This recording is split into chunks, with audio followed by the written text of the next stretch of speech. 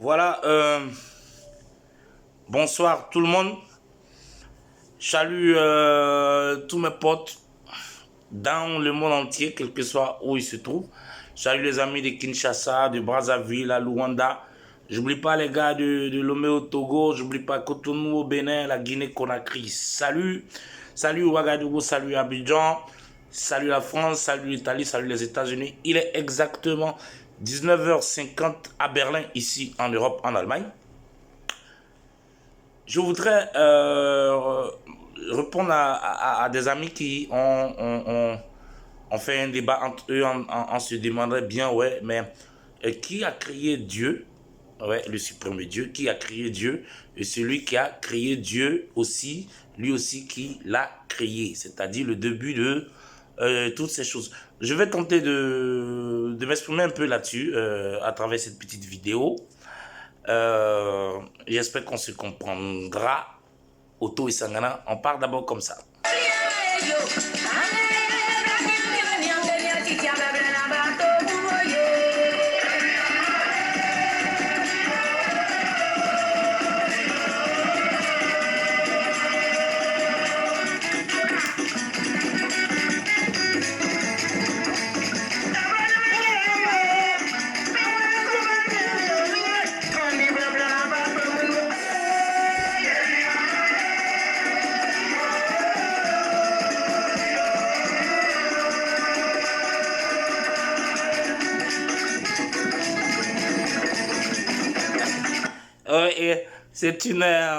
C'est une belle musique traditionnelle d'Afrique, c'est de là aussi. C'est le groupe Akan qui font ça, les Agnis, les Abons, c'est quelque part dans l'est de la Côte d'Ivoire. J'écoute ça, c'est pas, c'est très bon. Et moi, j'adore tout ce qui est traditionnel et tout ce qui est naturel. Voilà, revenons au sujet de qui a créé Dieu. Bien sûr, il y a une réponse. On peut te répondre.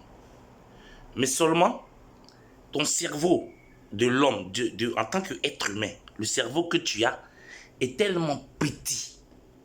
C'est à un certain niveau. Ça part d'un point A à un point B qu'on ne peut pas t'expliquer ça.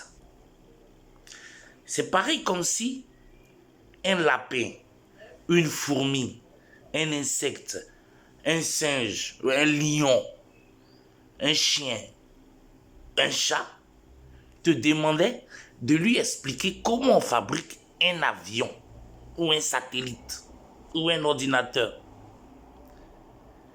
C'est vrai. Il y a une réponse. Il y a une manière comment on fabrique un avion, il y a une manière comment on fabrique un ordinateur.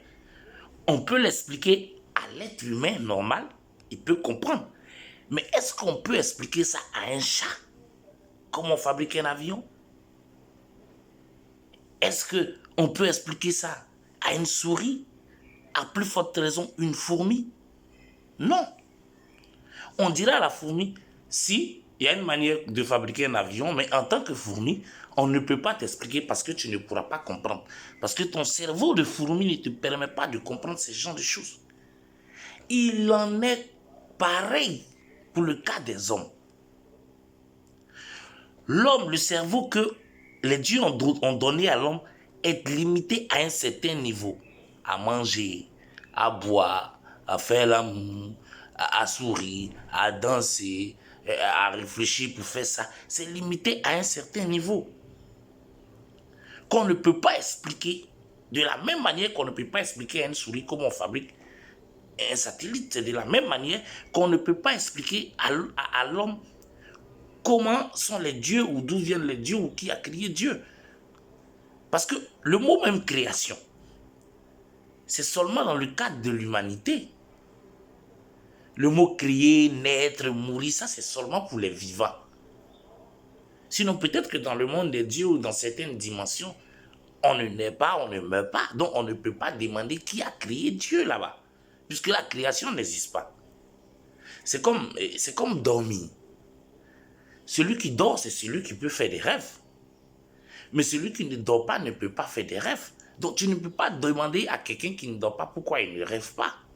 C'est des étapes et des étapes. C'est pareil pour la mort. L'homme a tout fait, trouvé les médicaments contre le sida, contre la polio, contre patati, contre... Mais au cas de la mort, personne n'a trouvé de médicament de la mort. Parce que c'est un cadre qui dépasse le cerveau humain. C'est des réalités qui dépassent la réalité humaine. C'est tout à fait clair. Peut-être que les gens, vous avez lu dans les livres saints et dans les choses comme ça, que ouais, car Dieu a tellement aimé le monde qu'il a donné son Fils unique afin que quiconque croit en lui soit sauvé. Oui, Dieu a créé l'humanité à cause des hommes. Ah, Dieu même s'est tué pour l'homme. C'est-à-dire que vous pensez tellement que les dieux vous aiment, vous les humains, que toute cette terre qui a été créée, les chevaux, les montagnes, les anges, les génies, tout ça, c'est à cause de l'homme. Que les dieux même se battent à cause de l'humain. Mais c'est des erreurs que vous faites. Si Dieu vous aimait tant, ou si l'homme était tellement si grand dans la vie et dans l'humanité, l'homme n'allait pas mourir. Parce que les génies ne meurent pas. Mais les êtres humains, ils meurent. Vous pensez tellement que vous êtes dans une position tellement grande dans la vie que même tout ce qui ne rentre pas dans le cadre de l'humanité, bon, pour vous, ça ne vaut pas le coup. C'est comme je l'ai toujours dit. Est-ce que la vie d'un homme ne peut pas être comme... tu peux venir, hein? La vie d'un homme ne peut pas être comme une fourmi, un insecte. Tu vois, un insecte, une fourmi ou même une souris, quand il quitte de ta chambre et qu'il va jusqu'à la cuisine, pour lui, peut-être, il pense que bon, c'est ça le monde, que le monde se limite à là, parce que lui, quand il est né, il a seulement connu la cuisine jusqu'au salon. Mais il ne peut pas s'imaginer que le monde peut être grand jusqu'à y en a en Asie en temps qu'il faut des avions. On ne peut pas l'expliquer ça. Il ne peut pas comprendre ça à cause de son cerveau que Dieu lui a donné. Voilà, ça peut être pareil. Et c'est pareil pour l'homme. L'homme est petit dans la vie. Si tu demandes si ton chat ou ton chien te demande à toi, mon maître, pourquoi tu m'as, est-ce que tu m'aimes? Pourquoi tu m'envoies ici, tu me nourris, tout ça, mais est-ce que tu m'aimes, maître? Mais c'est normal, si ton chien te demande si tu l'aimes, tu vas dire, oh, je t'aime mon chien, je t'aime mon chat. Mais est-ce que c'est ce même amour de chien ou de chat que tu as pour ton fils? Est-ce que tu vas sauver ton chien un jour, la mort vient à la place de ton fils? Et c'est pas possible. Tu vas pas lui dire que non, tu l'aimes pas. C'est pareil quand vous, les êtres humains, vous demandez au Dieu, est-ce que Dieu nous aime? Est-ce que Dieu, tu nous aimes? Ben, qu'est-ce que Dieu veut? Tu veux que Dieu vous te dise? Dieu va te dire, ouais, je t'aime mon chat ou mon chien, mais c'est pas pour ça que Dieu va pas aller au travail pour aller se balader avec le chat ou le chien pour cet amour-là. Non, mais il le fera peut-être avec son fils ou sa femme. C'est-à-dire qu'il faut que vous acceptez que vous êtes aussi petit dans la vie comme un fourmi est petit. Regardez l'immensité de l'univers, du ciel, les choses sont grandes, mais l'homme est petit, fragile. Donc, en un mot, il y a de la manière les dieux sont, parce que là-bas le mot créé n'existe pas. Mais on ne peut pas expliquer aux humains à cause du degré de leur cerveau, parce que ce n'est pas assez fort ni développé pour pouvoir comprendre ça. C'est Dieu qui a fait ça comme ça. C'est de cette même manière, on ne peut pas expliquer à un chat comment on fabrique un avion ou un ordinateur, malgré qu'il y a une réponse, il y a une réponse, mais son cerveau ne peut pas lui permettre de comprendre ces choses. C'est de cette même manière que vous expliquez comment Dieu a été créé ou comment Dieu s'est fait ou qu'est-ce que c'est que Dieu réellement. Le cerveau humain, la mentalité humaine et la réflexion humaine ne peuvent pas comprendre ça. Et ça, ce n'est pas sûrement dans des paroles, ça peut être dans des mouvements qui dépassent la réalité humaine. Donc, c'est pour en venir. C'est dommage qu'on ne peut pas vous expliquer. Peut-être il faut avoir la chance de voir les choses comme des anges. Il faut aller dans vraiment une autre dimension pour comprendre ça. Pour qu'un chat ou une souris comprenne comment on fabrique un ordinateur ou un satellite, il va falloir que le chat quitte sa dimension de chat pour devenir peut-être un homme, pour pouvoir comprendre ça, mais c'est des choses qui sont presque impossibles. Et c'est pareil pour les humains, pour pouvoir comprendre comment s'est fait Dieu, comment s'est fait la vie, il va falloir enlever ce cerveau-là et peut-être mettre le cerveau d'un ange ou de quelque chose comme ça pour que vous puissiez comprendre. Sinon, il y a bel et bien une réponse comment Dieu s'est fait ou comment les dieux se font, mais le cerveau humain n'est pas habilité à comprendre ça parce que le cerveau humain est limité. De la même manière que vous ne pouvez pas expliquer à votre chat ou à votre chien comment on fabrique une télévision, un ordinateur ou un satellite, c'est de cette même manière qu'on ne peut pas vous expliquer comment les dieux se font et comment les dieux ont été faits. C'est les choses de la vie. Je suis désolé pour vous. Que le Seigneur vous garde. J'espère qu'on s'est compris en quelques mots. On s'est compris en quelques mots. Je voudrais aussi rappeler quelque chose. Quelqu'un m'avait parlé de la prière.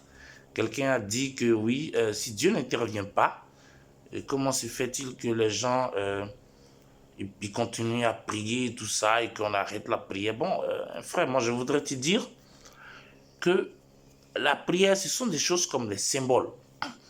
C'est comme si tu rentres dans le salon de quelqu'un, même si la personne même n'est pas là, à travers la disposition de son salon, à travers ses meubles, à travers les tableaux, la manière dont les choses sont placées, tu peux déjà avoir une idée de la personne, même si tu ne l'as pas encore vue. C'est pareil pour les prières, les messes, les choses comme ça. Ce sont des symboles. C'est comme le salon de Dieu. C'est pour montrer l'œuvre de Dieu. Bon, tu comprends, non? Voilà, mais ce n'est pas vraiment ce qui est la priorité dans ce qui est dans l'œuvre même de l'esprit. Quand vous partez chaque fois à la mosquée ou dans les églises, vous savez que vous partez pour la prière, c'est un peu de l'hypocrisie. Vous savez que c'est l'heure de prier, donc vous partez. Et comme une récitation, vous commencez, oui, Seigneur Jésus, béni soit ton nom, toi qui fais toutes choses, bénis mes enfants, mon travail, garde-moi. Ou bien à la mosquée, Allah, Kubar, Allah, Allah, et Allah, Kadimawari, Allah, Kubar. Tu vois, c'est de la répétition, c'est de l'hypocrisie. C'est comme tu sais que tu t'en vas demander du travail ou de l'argent à quelqu'un, donc tu prépares des jolis mots. Quand tu arrives là-bas, ah, bonsoir, tonton, vraiment, tu es très gentil, oui, tu es bien, vraiment, je t'aime beaucoup, tu sais que dans la famille, là, c'est toi seul. Tout ça après pour lui demander de l'argent. Et quand le tonton, il sait ça, qu'à chaque fois que tu viens, que tu sors les belles paroles, c'est à cause de l'argent ou c'est pour un intérêt. Le problème dans cette histoire, c'est que tout le monde suit Dieu pas intérêt. C'est comme on prend Dieu comme pour les marabouts, les féticheurs. On va chez Dieu parce qu'on veut quelque chose. Mais si Dieu ne pouvait pas donner quelque chose, si Dieu n'avait pas cette puissance, si Dieu n'était pas fort, que le diable était plus fort que lui, si Dieu n'avait pas un paradis et il ne pouvait pas donner de l'argent à quelqu'un, ni assurer la vie de quelqu'un, ni rendre quelqu'un heureux, est-ce que vous allez suivre Dieu? Est-ce que vous allez aimer Dieu? C'est ça le problème. Qui aimera Dieu si Dieu est faible? C'est ça qu'on appelle l'amour. Donc, les prières, Dieu ne les regarde même pas. Quand vous commencez, Allah, ou bien Seigneur Jésus, Dieu me quitte là même, il va faire autre chose même. Parce que c'est comme quelqu'un, tu sais, qu'il est venu te demander l'argent. Dès qu'il te voit, il commence, ouais, est-ce qu'il dit, non, tu es trop fort, non, ton sang là, le voilà, ton bail, voilà, ouais. C'est que c'est la pure hypocrisie. Et Dieu n'est pas un con pour ne pas savoir que vous êtes en train de faire de l'hypocrisie. Vous savez à quel moment vous priez réellement? Vous priez quand vous êtes seul, soit dans ta chambre, soit quelque part, et tu penses intérieurement toi-même, tu dis, ah, vraiment, si le business que je fais là, si l'affaire, ça marche, j'achète la maison et je chasse tout le monde, tous les parents. Je veux le voir dans la rue, je ne veux pas qu'un seul reste là. Si mon affaire marche, je le fais tout ce mal-là. C'est là que tu pries réellement. C'est là que Dieu t'écoute réellement parce que c'est là que tu es sincère. Ah, si j'ai pu avoir mon argent, je vais acheter une âme pour assassiner Joseph, assassiner sa femme et ses enfants. C'est là que Dieu te prie réellement. Et là, Dieu écoute, et Dieu t'écoute réellement et te dit, ah, donc, ton affaire, ça ne marchera pas. Ou bien quand tu es là, tu dis, oh, comme ça me fait pitié. Si mon affaire pouvait marcher, si je pouvais avoir ce business-là, ok.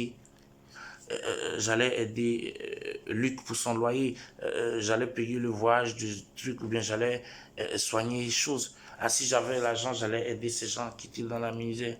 Oh, si je pouvais avoir bonne chose, j'allais aider mon cousin. C'est comme ça que tu pries réellement. C'est là que Dieu t'entend et il t'aide à avoir les moyens.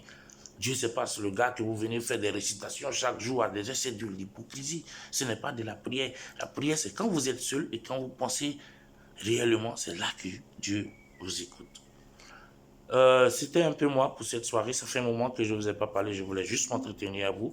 Donc, on retient que, bien sûr, il y a comment Dieu a été créé, il y a comment Dieu est ou Dieu a un début ou comment ça s'est passé, mais désolé, le cerveau de l'être humain, de l'homme normal est programmé à un certain niveau qu'on ne peut pas l'expliquer. Ça, de la même manière qu'on ne pourra pas expliquer à un chat ou un chien comment on fabrique un satellite, un ordinateur, c'est de la même manière qu'on ne peut pas vous expliquer comment Dieu s'est fait ou comment Dieu est fait, sinon il y a une réponse. Que le Seigneur soit à vous, béni soit son nom. Je vous souhaite un bon lundi et tchuss. Avant d'écouter, je vous fais écouter cette belle chanson.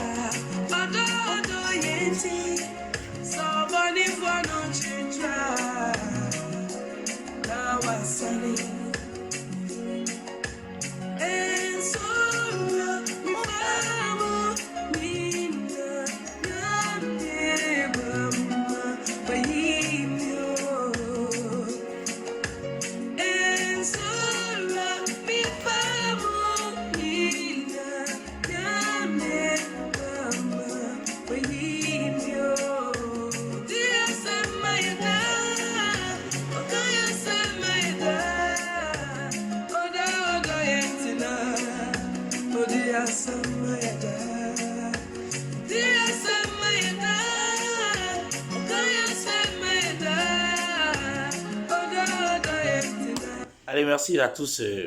Très belle soirée chez vous.